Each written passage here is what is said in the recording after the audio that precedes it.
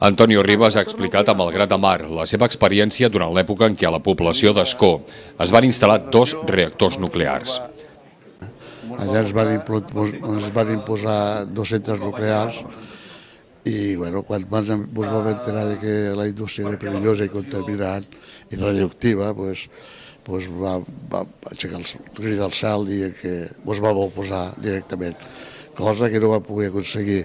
Vam lluitar 8 anys, 4 anys primers vam lluitar a totes. Ribas ha parlat del conflicte social i polític que van generar les nuclears. Va dividir el poble en 2 bàndols, els partidaris i els detractors. Després de gairebé 8 anys de lluita, molts, com ell i la seva família, van haver d'abandonar Ascó. Va arribar un moment que a mi em van fer el cerco, que jo dic el cerco, no a mi, sinó que el meu fill gran, que està en edat de treballar, també. Jo era recader.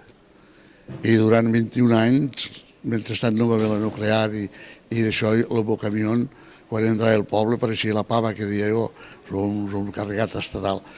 Doncs va arribar un dia que ni un paquet del meu poble.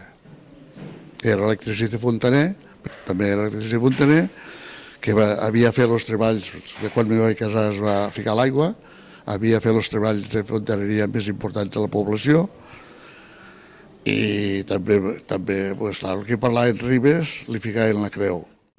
Aquestes vivències d'Antonio Ribas s'han plasmat en un llibre, Memòries d'un regidor d'Ascó, que ha rebut el Premi Romà Planas i Miró, dedicat a la promoció de la memòria popular.